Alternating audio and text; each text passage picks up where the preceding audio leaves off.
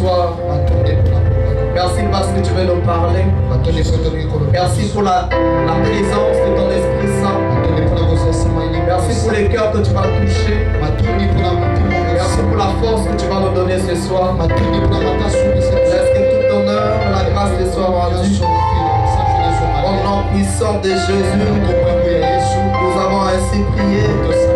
Est-ce qu'on met très fort pour le Seigneur Jésus?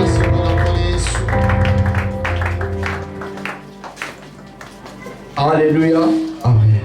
Voilà, nous disons à Dieu merci. C'est précieux moment qu'il nous a accordé.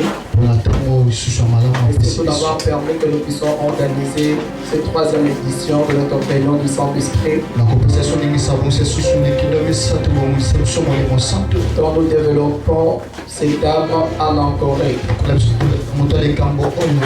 Disons à Dieu merci d'avoir pourvu à ce que nous puissions organiser ce programme.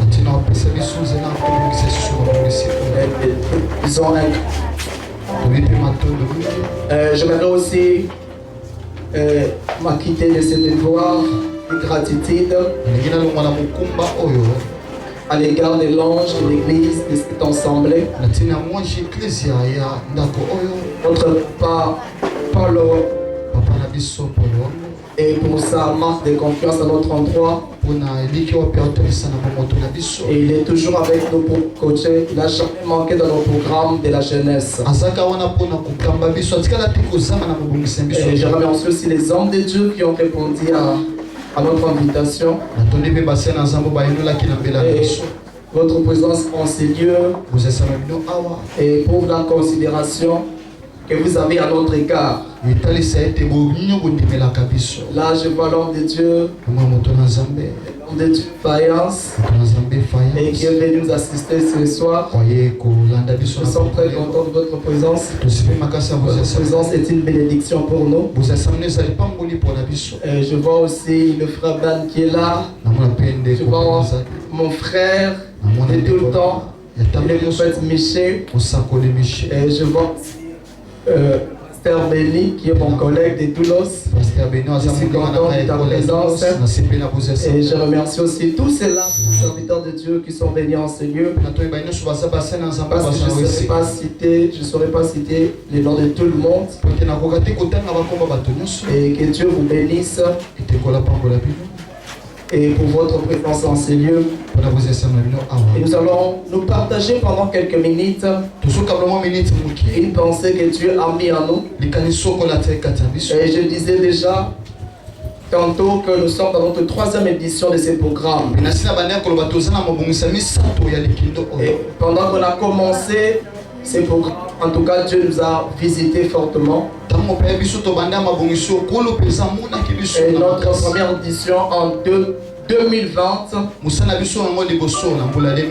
on a vécu des choses terribles dans ces lieux. Il y avait des délivrances comme pas possible. Je me rappelle encore ces jours-là, j'étais fatigué à cause de ça. Il y avait une forte grâce de délivrance. Et la deuxième édition, c'était en 2021. C'était encore terrible. Le Saint-Esprit nous avait surpris. Dieu avait visité beaucoup, avait équipé beaucoup de gens ici. Et je crois encore ce soir, et le Saint-Esprit va nous faire du bien. Il va visiter quelqu'un. Laisse-moi dire à une personne que Dieu va te visiter ce soir. Est-ce que tu crois que Dieu va te visiter? Et le Saint-Esprit va opérer des choses dans ta vie qui vont t'étonner. Je vais parler à un homme de foi ceci, et que tu vas sortir en ce lieu transformé parce qu'il y a des choses que le Saint-Esprit a préparées pour toi. Que tu peux dire Amen très fort. Est-ce que quelqu'un peut me dire Amen très fort? Tu es avec moi, Seigneur Saint-Esprit. Je crois que tu es en ce lieu. Je crois que tu vas me visiter. Je crois que tu vas changer ma vie. Et acclame très fort le Seigneur Jésus. Je vous invite à la lecture de la parole de Dieu. Nous sommes dans notre texte qu'on a toujours développé. Juge chapitre 15, le verset 15 au verset 19. Juge chapitre 15, verset 15 à 19. Juge chapitre 15, le verset 15 au verset 19. Je lis la parole au nom du Seigneur Jésus.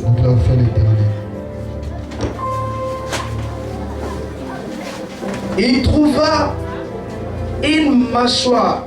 Là, c'est Samson. Il trouva une mâchoire d'âne fraîche. Il étendit sa main pour la prendre. Il en tua 1000 hommes. Et Samson dit, avec une mâchoire d'âne, un mensonge, des mensonges, avec une mâchoire d'âne, j'ai tué 1000 hommes. Quand il achevait de parler, il jeta de sa main la mâchoire. Et on appela ces lieux Ramath-Lehi. Pressé par la soif, il invoqua l'Éternel et dit, c'est toi qui as permis par la main de ton serviteur cette grande délivrance. Et maintenant mourrai-je de soif? Tomberai-je entre les mains des circoncis? Dieu fendit la cavité du rocher qui est à Lehi. Il en sortit de l'eau, Samson but, son esprit se ranima et il reprit vie. C'est de là qu'on appelait cette source Anankoré. Elle existe encore aujourd'hui. Allez, sur la parole du Seigneur. Est-ce qu'on peut acclamer trois fois pour la parole de Dieu? Est-ce que quelqu'un peut bien acclamer le Seigneur Jésus? J'aimerais que tu acclames bien le Seigneur Jésus. Voilà, nous allons rapidement, pendant quelques minutes, nous partager cette pensée. Je dirais un soir de ne pas trop parler, pour comprendre aussi les temps de prier. Et notre terme c'est Anankoré. Et permettons-nous d'abord de nous libérer psychologiquement par rapport à ces termes. Que veut dire Anankoré? Anankoré veut dire tout simplement la source de celui qui invoque. La source de celui qui invoque. La source de celui qui implore. Et c'est la source de celui qui fait. La source de celui qui invoque. Celui qui implore. Ou la source de celui qui fait. Alléluia. Amen. Et c'est pas son paiement. Aidez-moi. Voilà, merci. Est-ce qu'on peut acclamer très fort? Est-ce que tu peux bien acclamer? Acclame bien le Seigneur Jésus. Voilà, je disais, si je peux encore récapituler pour une meilleure compréhension. Et Anankoré, c'est un mot hébreu qui veut dire tout simplement la source de celui qui invoque, la source de celui qui implore. Donc quand on parle d'Anankoré, et selon l'histoire que nous venons de lire de Samson, quand on parle de l'Anankoré, on voit un rocher qui a jailli de l'eau pour étancher la soif de Samson. Parce que dans l'histoire, on nous parle de Samson qui venait de combattre. Il venait d'une grande bataille au point qu'il se sentait épuisé. Et pressé par la soif, la Bible dit Samson invoqua l'Éternel. Il va crier à Dieu. Et qu'est-ce que Dieu va faire? Il va fendre les cavités du rocher. Et lorsque Samson et l'eau sortit du rocher, et lorsque Samson prit de l'eau qui sortit du rocher, la Bible dit son esprit s'est ranimant. Donc quand on parle d'Anankoré, on voit ces rochers qui jaillissent de l'eau, qui donnent de l'eau à quelqu'un qui a soif, qui donnent de l'eau à celui qui est fatigué. C'est pourquoi cette réunion, c'est un rassemblement de gens qui sont fatigués, des gens qui ont soif, des gens qui ont besoin de se ressourcer. Est-ce qu'il y a quelqu'un qui a soif ce soir? Est-ce qu'il y a quelqu'un qui est fatigué, qui a besoin de te ravitailler pour aller loin? Certainement tu as connu beaucoup de combats où tu es sur le point de lâcher. rocher où tu as perdu le zèle. Mais ce soir, le Saint-Esprit a t'appelé en ce lieu parce qu'il veut te donner une nouvelle force pour que tu puisses aller trop loin. C'est un rassemblement de gens qui ont la soif. Les gens qui ont comme des Samson. Après avoir livré une bataille qui se sentent faibles. Ma prière ce soir est que Dieu te donne la force à toi qui es venu en ce lieu faible. Tu te sens faible en sortant en ce lieu. Si tu chantes un autre cantique, que tu dises cette fois-ci, j'étais faible, mais je suis devenu fort. Je crois ce soir, par l'action du Saint-Esprit, tu vas retrouver la force que tu as perdue. Tu vas encore atteindre une autre dimension pour aller plus loin. Parce que Dieu a un long parcours à faire avec toi. Est-ce que je parle à une personne ce soir?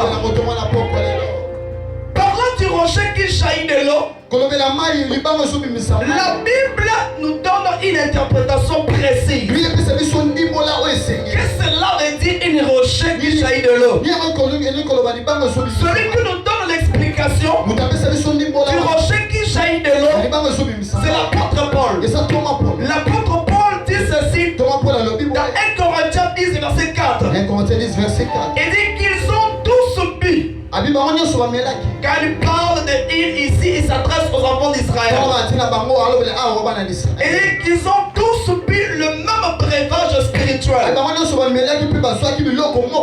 Car ils buvaient à un rocher spirituel.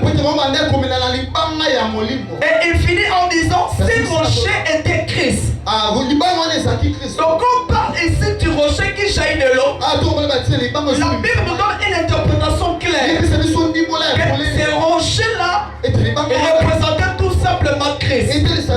Donc quand on parle de la anacorée, on voit un rocher qui jaillit de l'eau. Donc quand on parle du rocher qui jaillit de l'eau, on voit la personne de Jésus-Christ. Donc ce soir, je vais dire à une personne, Jésus est en ce lieu. Le véritable anacoré est en ce lieu. Et c'est pourquoi je vais te dire, il y a l'eau qui va sortir en ce lieu. Il va sortir de la personne de Jésus pour te donner une nouvelle force. Est-ce que je suis en train de parler à une personne? Donc le rocher qui est la source de celui qui invoque, c'est la personne de Jésus.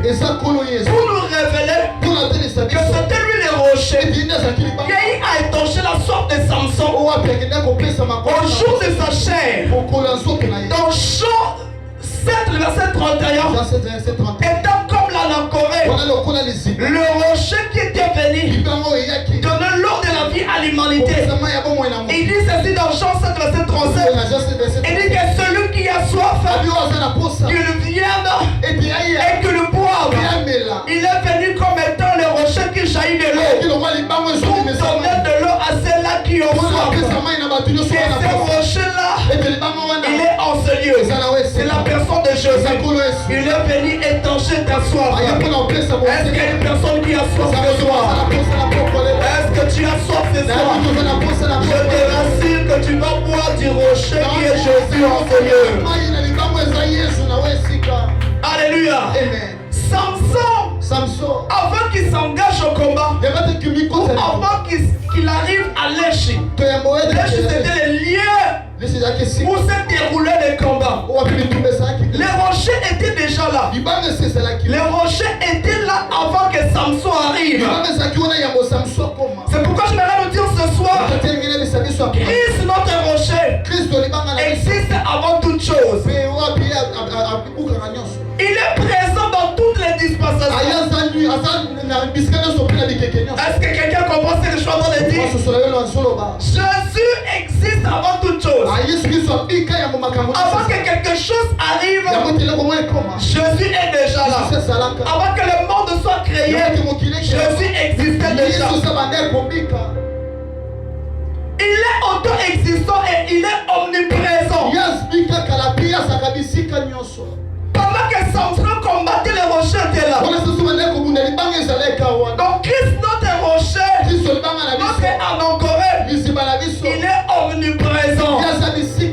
C'est pourquoi il dit aux Juifs ceci. Il dit avant qu'Abraham fit, je suis. Avant qu'Abraham fit, je suis. Donc vous ne pouvez pas me renfermer dans le temps. J'existais avant Abraham. Je suis dans le présent. Et je serai dans le futur. Je suis le même hier, aujourd'hui et éternellement. Donc j'ai existé dans toutes les dispensations. Alléluia. Jésus n'a pas existé. Le jour où nous a présenté le bébé Jésus. Jésus existait avant. C'est pourquoi on ne peut pas célébrer l'anniversaire de Jésus. Parce que dans l'ancienne alliance, il existait déjà. Et pourquoi on doit célébrer l'anniversaire de Jésus? En disant le 25 décembre, et Jésus, il a quel âge? Je sais quel âge. Moi je sais une chose, que le rocher que je suis en train de parler ce soir, il s'appelle le rocher des âges. C'est lui l'ancien des jours. Il a existé dans tous les âges. On ne peut pas les transformer dans un temps. On ne connaît pas son âge. Il a existé dans toutes les dispensations. Dans la dispensation de l'innocence, c'est lui l'animal que Dieu a tué pour couvrir la nudité des âmes de l'homme. Dans la dispensation de la conscience, c'est lui l'ange qui a sauvé Noé du déluge. Dans la dispensation du gouvernement humain, c'est lui l'offrande de Noé. L'offrande de Noé, l'offrande de bonne odeur, qui a atténué la colère de Dieu. Dans la dispensation des promesses, c'est lui le bélier qui a pris la place d'Isaac sur Morida. À la dispensation de la loi, celui le serpent de rat qui a été élevé pour guérir celle-là qui était mordue par le serpent. Dans la dispensation de la grâce, il est Emmanuel, le Dieu parmi nous. Il est présent en ciel. Je vais dire à une personne, l'homme en Corée, il est enseigné. Il s'appelle Emmanuel. Il marche avec nous. Il est avec nous. Est-ce que quelqu'un peut me dire avec moi?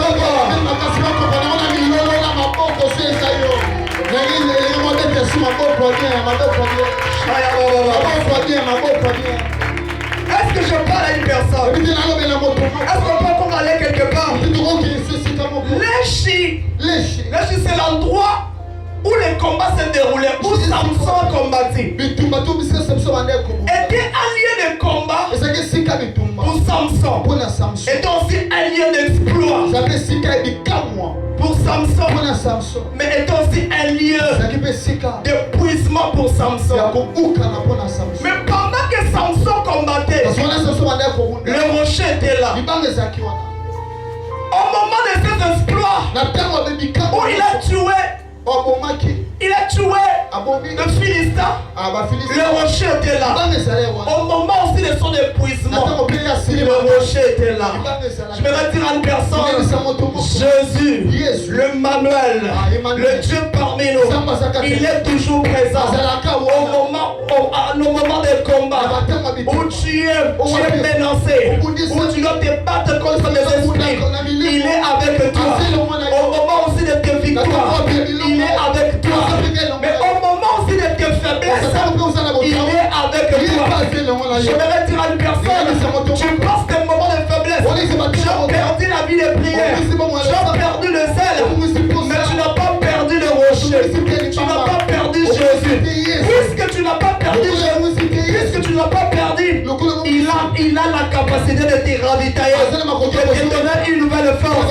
Je déclare pour toi ce soir, toi qui avais perdu le zèle, toi qui avais perdu la vie de prière, je déclare que l'Anakore va te donner une nouvelle force. Afin que tu te relèves de ta chute, que tu aies encore la force d'avancer, d'aller encore plus loin. Est-ce que je parle à une personne? L'eau qui jaillit du rocher, c'est l'image du message de la grâce. Si le rocher est Jésus, L'eau qui sort du rocher, c'est le message de la grâce que Christ a apporté pour donner la vie à l'humanité. Analysons le verset 19 de Juge 15. La Bible dit ceci. Lorsque Samson prit de l'eau, la Bible dit Samson put, son esprit se ranima. Il reprit vie. Alors nous savons tous, quand on parle de répondre la vie, on suppose que la chose était morte et la chose est revenue à la vie. Et une sorte de résurrection. Donc cette expression fait allusion à l'humanité qui était morte dans le péché, qui allait répondre en vie par le message de la grâce. Est-ce que quelqu'un comprend? C'est pourquoi Pierre a reconnu, il a reconnu que Jésus était ce rocher. Un rocher qui pouvait donner la vie. Alors que Jésus voulait venir de faire un sermon qui a bouleversé des gens. Il venait de faire une révélation que les gens n'avaient pas compris. Ils sont tous partis. Mais les autres ont parti. Et Pierre va dire ceci. Et dit, à qui irons-nous? Il y a les paroles de la vie éternelle. Alléluia. Le rocher dont nous parlons dans la Corée, c'est Jésus. L'eau qui sort du rocher, c'est ce message qui est venu donner la vie à l'humanité qui était morte. C'est pourquoi je suis en train de déclarer pour une personne que le message que nous sommes en train de prêcher, parce que nous ne prêchons pas un homme, mais nous prêchons le Seigneur Jésus. Je déclare que si ta vie perdue, ta vie de prière,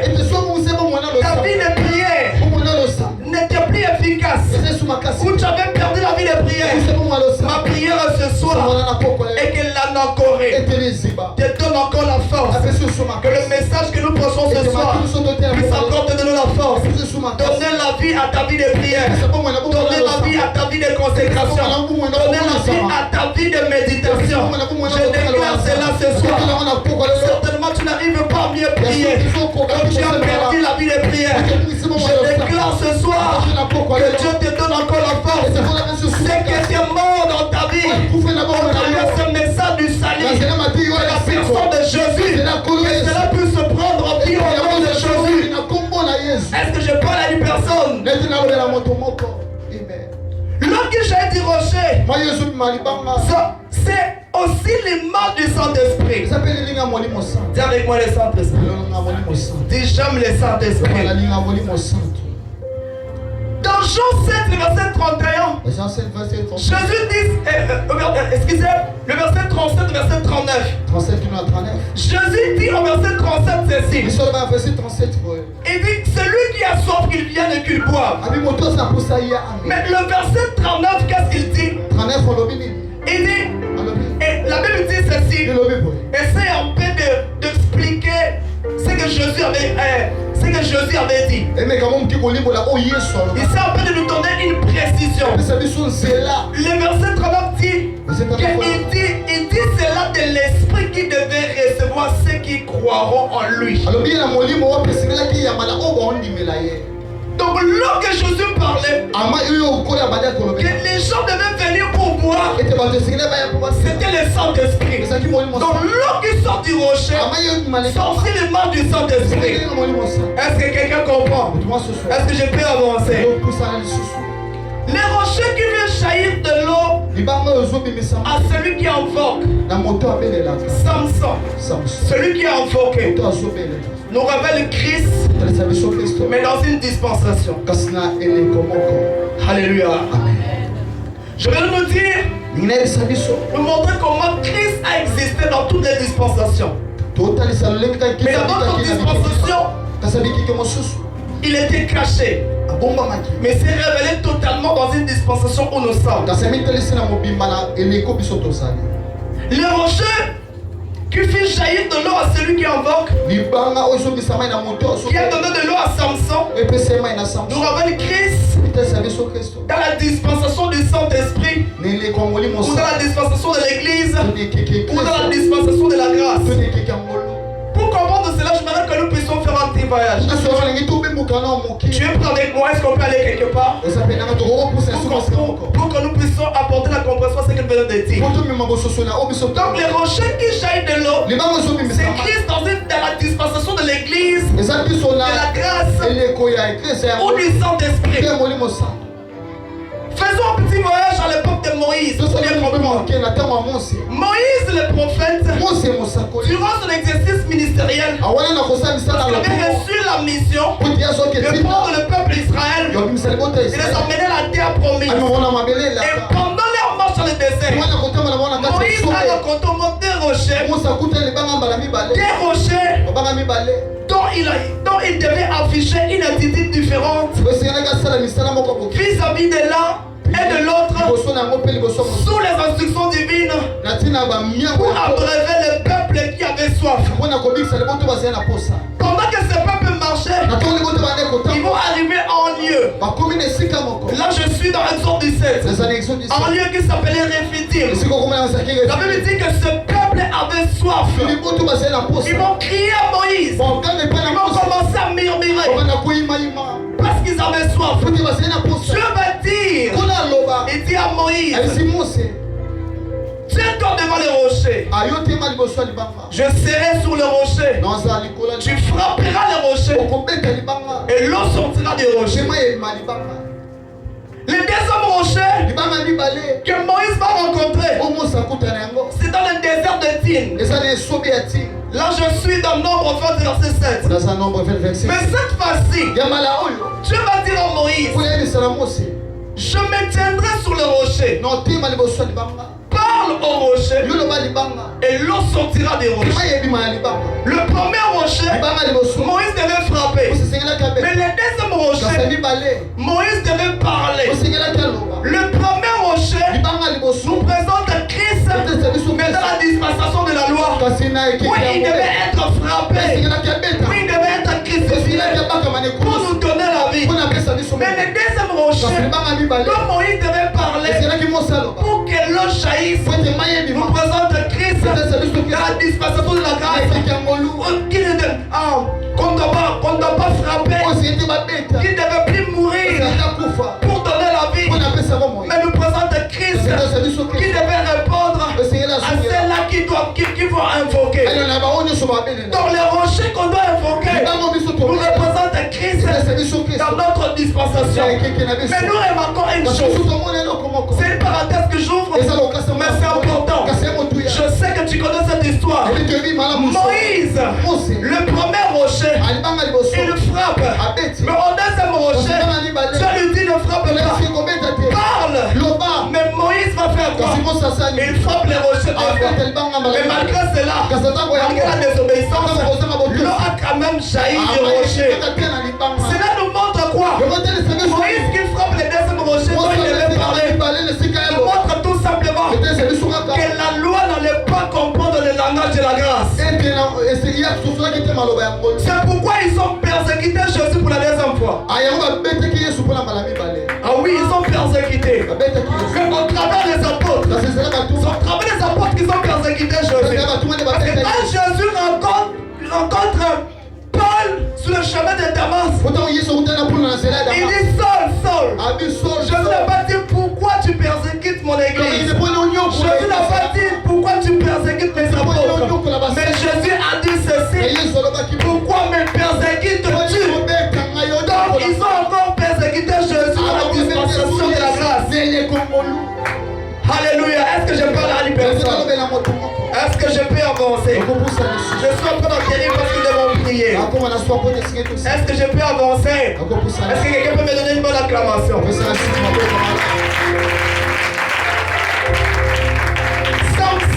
Samson, c'est le rocher qui jaillit de l'eau.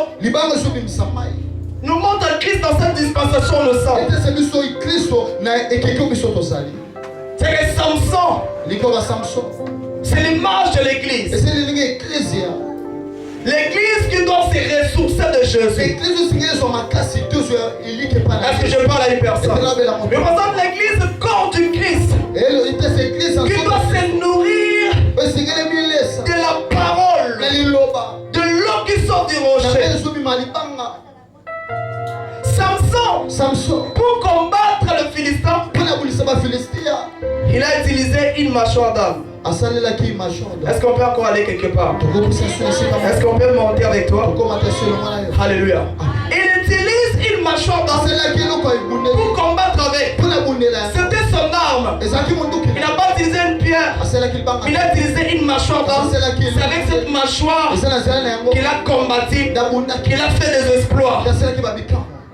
Nous remarquons, Jésus pour entrer en Jérusalem, il est monté sur l'âne.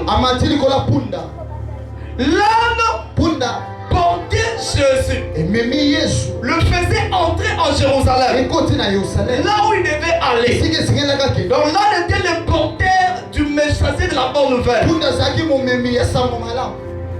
Mais j'aimerais que nous puissions voir Jésus dans une autre dimension. Nous devons savoir que Jésus n'était pas seulement le messager de la bonne nouvelle. Mais Jésus est lui-même le message qui doit être prêché. Jésus n'est pas seulement le porteur de la nourriture. N'est pas comme David qui emporte la nourriture à ses frères. Mais Jésus est dans une autre dimension. Il n'est non pas seulement le porteur, il est lui-même aussi la nourriture qui doit être consommée. Il est lui-même le message qui doit être prêché. Il est lui-même la nourriture qui doit être mangée. C'est pourquoi il a dit aux gens dans Jean 6 que vous devez manger ma chair, vous devez boire mon sang. Ils ont demandé le miracle. Oh, nos pères ont mangé le pain dans le désert. Je suis le pain. Le pain qui est tombé du ciel. C'est quoi la nourriture? Si nous prenons Jésus à la dimension du message, c'est que l'âne devient ici le porteur du message. Est-ce que quelqu'un me comprend? Si nous prenons Jésus à la dimension des porteurs de la bonne nouvelle, l'âne est seulement le porteur de celui qui apporte la bonne nouvelle. Mais si nous prenons Jésus à la dimension de message, à la dimension de la parole, c'est que l'âne devient le porteur du message. Donc toute personne qui apporte le message du salut, toute personne qui prêche l'évangile de Jésus-Christ, c'est l'âne sur lequel Jésus est monté. Je vais dire au serviteur de Dieu, tu es aussi l'âne. Parce que tu portes Jésus. Si tu es messager, tu es aussi l'âne. Parce que Jésus est sur toi. Est-ce que je peux encore dire quelque chose? Le premier âne qui était le porteur de message que nous connaissons tous, ce sont des apôtres, mais ils sont tous morts. Alléluia. Le premier âne porteur de message qui nous ont fait parvenir le message, qui nous ont montré la doctrine, c'est les apôtres. Donc si nous comprenons que le premier âne sont les apôtres qui nous ont apporté la doctrine, qui ont répandu la bonne nouvelle, c'est que la mâchoire d'âne représente tout simplement la doctrine que les apôtres nous ont laissée. Est-ce que je parle à une personne? Est-ce que quelqu'un a compris? La mâchoire aussi représente tout simplement la doctrine. Parce que la Bible dit dans Ephésiens 2, le verset 20, nous avons été édifiés par les enseignements des apôtres et des prophètes. Donc la mâchoire donne ici représente tout simplement la doctrine des apôtres ou la parole de Dieu. Et la Bible d'ailleurs énumère la parole de Dieu comme étant une arme offensive. Étant l'église, étant chrétien, nous sommes appelés à combattre avec la parole de Dieu. Est-ce que je parle à une personne? Parce que le combat de Samson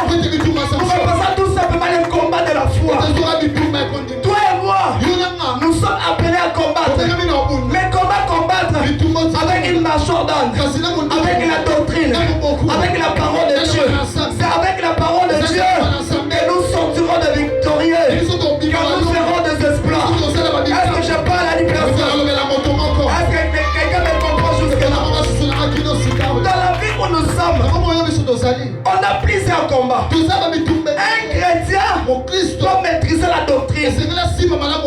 Doit user de la parole de Dieu dans ses combats. Et c'est comme ça que tu auras des exploits comme ça. Est-ce que je parle à une personne? On a plusieurs combats. Si nous sommes venus ici parler de ces choses, c'est parce que nous avons besoin de la force.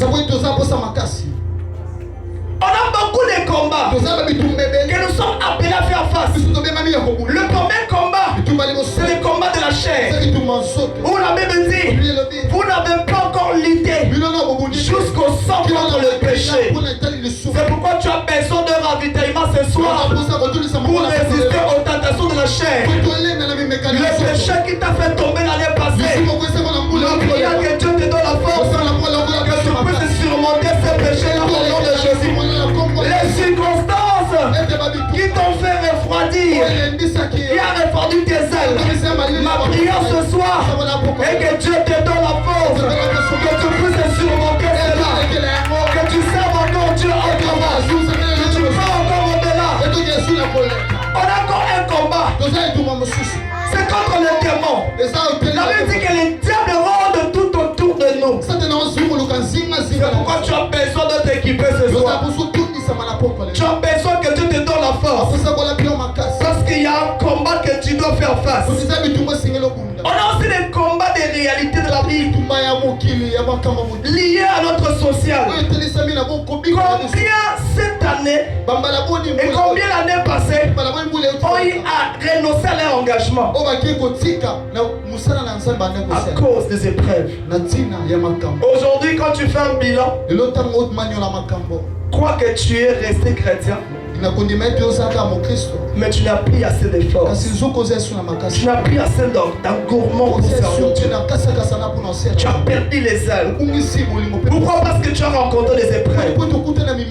Ce soir, ma prière que Dieu te donne la force. Est-ce que je parle à quelqu'un? Nous sommes là pour invoquer cette source qui donne la force, qui réanime. Est-ce que je parle à une personne? Parlons de quelques leçons que Samson nous donne. C'est là que je vais atterrir. La première leçon que Samson nous donne est que la vie chrétienne est une vie de combat. Ça peut le dire à celui qui est près de toi, la vie chrétienne est une vie de combat. C'est pourquoi ce soir prie. Dis à Dieu, donne-moi la force. Cette année, tu ne sais pas ce qui va.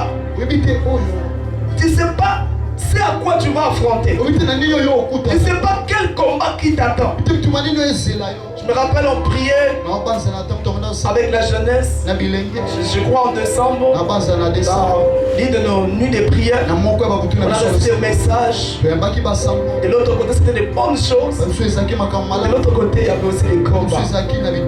Alléluia. On a prié à ce que Dieu nous donne la force, que nous ne puissions pas tomber. La vie chrétienne est une vie de combat. C'est pourquoi à chaque moment, tu dois chercher à te ressourcer pour que tu puisses résister, pour que tu ne t'arrêtes pas à mi-chemin. Dieu t'a appelé non pas pour que tu t'arrêtes en cours de route, mais pour que tu puisses aller jusqu'au bout, parce qu'il a réservé une couronne pour toi. La deuxième leçon que Samson nous donne, la deuxième leçon c'est la vie chrétienne est une vie de victoire si nous combattons avec la parole de Dieu. Mâchoire d'âme. Si nous combattons avec la parole de Dieu, c'est pourquoi cette année, fais l'effort d'augmenter ta connaissance sur la parole de Dieu. Tu ne sauras pas faire que certains combats si ta connaissance est moindre. Tu peux résister si tu as suffisamment de la connaissance. Jésus a résisté aux tentations parce qu'il avait la connaissance. Vous savez que la connaissance, la parole de Dieu, que Jésus a repoussé Satan, n'a pas fléchi de de nous devant les tentations. J'aimerais dire à une personne, tu as tellement tombé, tu as connu des chutes, mais le Seigneur veut que tu augmentes ta connaissance. Sans la parole de Dieu, sans la connaissance suffisante de la parole de Dieu, le combat spirituel n'aura pas d'efficacité. On ne connaîtra pas des exploits. Est-ce que je parle à une personne? Est-ce que je parle à une personne? Ma prière ce soir est que Dieu te donne la sorte de la méditation. Si tu avais perdu le goût de méditer la parole, que Dieu ramène encore cela dans ton cœur. Je déclare la résurrection de la soif de méditer la parole de Dieu. Et je prie qu'après cette réunion, que tu puisses avoir la soif de méditer la parole de Dieu comme jamais. Que tu passes de nuit entière à la méditation. Que tu passes de journée dans la méditation. Que tu fasses des retraites de la méditation de la parole de Dieu. Parce que le diable n'a pas peur. Le diable n'a pas peur de quelqu'un qui n'a pas la connaissance. Si Adam s'est laissé typer par le diable, c'est parce qu'il manquait la connaissance. Mais si tu as la connaissance, tu es un objet de foi dans le monde des ténèbres et le diable ne sera pas te renverser. Est-ce que quelqu'un m'entend? Est-ce que je parle à un chrétien? Est-ce que je parle à un enfant? La troisième leçon que Samson nous donne et qu'à force de combattre, on peut se fatiguer et se sentir aussi faible. Parce que nous remarquons Samson. Samson n'avait pas perdu. Il avait remporté la victoire. Mais nous remarquons qu'il s'était épuisé. Il avait perdu la force. On peut arriver dans la vie chrétienne à une certaine période que tu te sens faible. Tu n'as pas la force de prier. Tu n'as pas le goût de t'engager. Tu as mis l'évangélisation, mais puis à un moment tu n'as plus envie. Ça peut arriver. Et quand ça arrive, nous devons chercher à se ressourcer. Il y a d'autres choses de cette vie qui nous refroidit de temps en temps. Et ma prière que Dieu te donne la force cette année. Parce que je parle à une personne. Alléluia. Et puis la quatrième leçon pour finir. Dans chaque épreuve de la marche chrétienne, on doit apprendre à se ressourcer. Dans chaque étape, dans chaque niveau, un vrai chrétien qui compte aller loin doit chercher de temps en temps ses ressources. Se ressourcer dans la parole de Dieu. Se ressourcer par le Saint-Esprit. Dans la prière, dans la méditation, tu as besoin de te ressourcer. Dans la prière, tu demandes au Saint-Esprit de te donner la force. À chaque niveau, à chaque épreuve, je vis des gens, à cause des épreuves, ils ont relâché. Ils ont perdu la vie de prière. Or, le meilleur moment de chercher le ressourcement, c'est lorsque tu vois des épreuves arriver tout autour de toi. Mais bizarrement, il y a des gens qui fouillent l'église. Il y a ces conseils que mon papa Paul m'a donné un jour. J'étais d'ailleurs en train de monter à la montagne. Je lui ai dit, papa, j'ai une place, je ne vais pas prier. J'avais trop de problèmes après avoir eu une conversation avec lui au bureau. Et puis le lendemain, je fais la leçon de monter à la montagne. Et je lui ai écrit, j'ai dit, papa, je monte pour aller. Il m'a dit, il faut chercher parce que les sons de tes prières soient élevés que les sons de tes problèmes. Si tu laisses les sons des problèmes être au-dessus le son de tes prières sera englouti. Donc quand les problèmes arrivent, cherche à monter dans la prière. J'ai partagé avec les serviteurs la nuit ici. Je remarquais une chose. À chaque